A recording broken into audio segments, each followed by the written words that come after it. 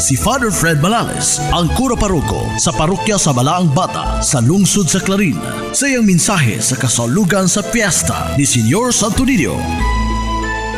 Ang Batang Jesus may gasa sa iyang sa atong katawhan diya siyang pagpakatao og nahimo siyang uban kanato ang pulong na imong tao nya ang Santo Niño famous kay ni diri sa atong nasod. Daghang kay nga mga parokya nga nagdebosyon pa sa Senyor Santo Niño nya doon na siya kaugalingon pud nga gahong power nga naghatag pud og inspiration sa mga tao alabi na sa pagsimba sa bata nga Jesus. Dini sa Clarin, grabe po ang nagdebosyon. Dili lamang sulod sa katawhan sa Clarin, kundi na po mga panaan ubang mga katawhan moanhi dinhi mura matod pa sa gusto sa kabatubalani ba ang mga tao makiguban diha sa pagdaig pagpasalamat sa gasa sa kinabuhi. Ug siguro tungod kay diha sa Batang Jesus ato pod nga nasinati nga siya ang kahayag sa atong kinabuhi.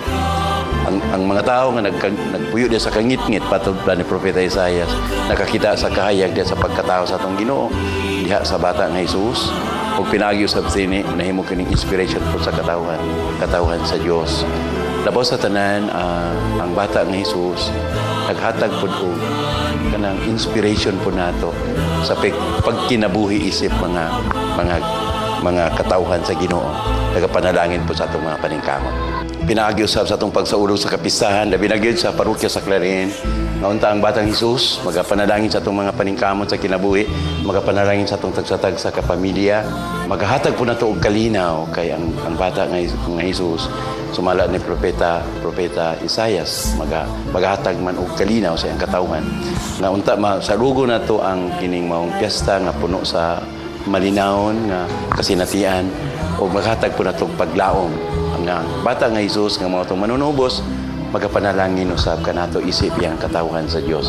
Akong bation ang kada usa, ang kada pamilya sa parokya ingon man sa mga katawhan nga nagsaulog nagpasidungog sa Senyor Santo Niño malipayon nga pagsaulog sa atong kapistahan karong Enero 15 o sa ingon man sa atong sa kalendaryo sa simbahan sa Santo Niño po sa ikatulo nga Domingo sa Enero.